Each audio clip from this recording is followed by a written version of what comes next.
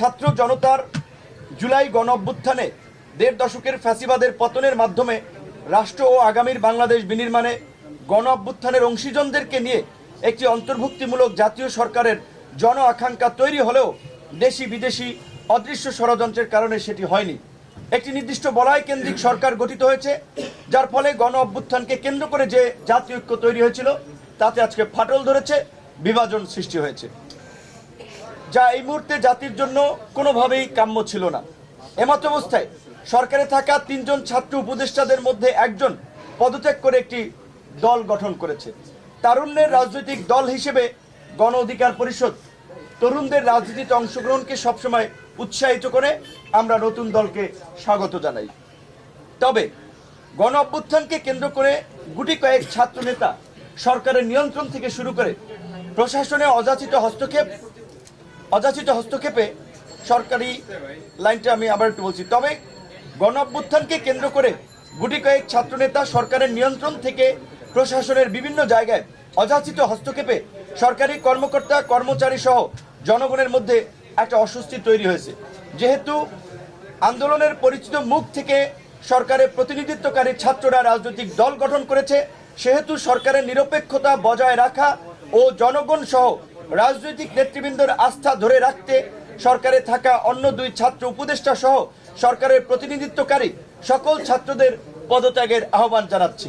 আমরা বারবার বলে আসছি, ছাত্র জনতার রক্তের উপরে দাঁড়িয়ে থাকা গণ অভ্যুত্থানের সরকারের ব্যর্থতা জাতিকে নতুন বিপর্যয়ের দিকে নিয়ে যাবে। কিন্তু অত্যন্ত দুঃখের বিষয় বলতে হচ্ছে, গত 6 মাসে গণহত্যার বিচার ও গণহত্যাকারীদের বিরুদ্ধে কার্যকর ব্যবস্থা গ্রহণে সরকার ব্যর্থতার পরিচয় দিয়েছে।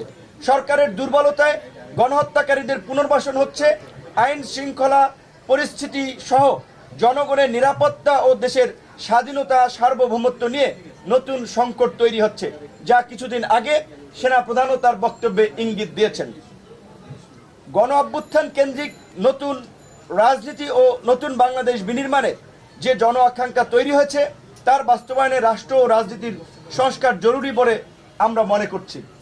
আন্দোলন কেন্দ্রিক সেন্টিমেন্টের জায়গায় থেকেও ছাত্র নেতৃবৃন্দ যদি পুরানো পথে হাঁটেন তবে সেটি জনগণের সঙ্গে প্রতারণা করা হবে।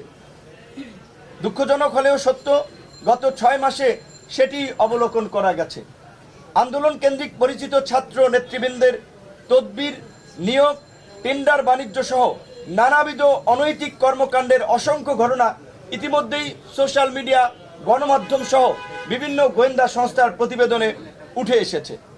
এমনকি গতকালকের নতুন দলের আত্মপ্রকাশ অনুষ্ঠানেও জেলা প্রশাসকের মাধ্যমে চিঠি দিয়ে ঢাকায় লোকবল সরবরাহে আসতে নোটিশ প্রদান করা, গাড়ি সরবরাহে মালিক সমিতি ও পরিবহন সংশ্লিষ্টদের উপরে চাপ প্রয়োগ করা, যা সম্পূর্ণ অনৈতিক ও অগ্রহণযোগ্য। বৈষম্য বিরোধী আন্দোলন বা জুলাই গণ অভ্যুত্থান কোনো একক সংগঠন বা নেতৃবৃন্দের দ্বারা সংগঠিত হয়নি। রাজনৈতিক নেতৃবৃন্দের সময়োপযোগী পদক্ষেপ, ছাত্র জনতার স্বতঃস্ফূর্ত অংশগ্রহণ ও সম্মিলিত প্রচেষ্টার মাধ্যমে এই গণ অভ্যুত্থান সংগঠিত হয়। কাজেই জুলাই গণ অভ্যুত্থানকে মুক্তিযুদ্ধের আওয়ামী চেতনার বয়ানের মতো কোনো অসত্য বিভ্রান্তিমূলক ন্যারেটিভ তৈরি না করতে সকলের প্রতি আহ্বান জানাচ্ছি। দেশের চলমান সংকট ও সামগ্রিক পরিস্থিতিতে সরকারের কাছে আমরা নিম্নোক্ত প্রধান উপদেষ্টার কাছে আমরা নিম্নোক্ত 4টি দাবি জানাচ্ছি।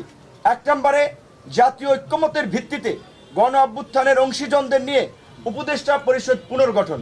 2 নম্বরে আহতদের সুচিকিৎসা ও পুনর্বাসন এবং শহীদ পরিবারকে যথাযথ ক্ষতিপূরণ ও পুনর্বাসন। 3 নম্বরে গণহত্যার বিচার ও আওয়ামী লীগ নিষিদ্ধে যথাযথ পদক্ষেপ গ্রহণ। 4 নম্বরে জাতীয় ঐক্যমতের ভিত্তিতে দ্রুত সময়ের মধ্যে রাষ্ট্র সংস্কার সম্পন্ন করে জাতীয় নির্বাচনের আয়োজন।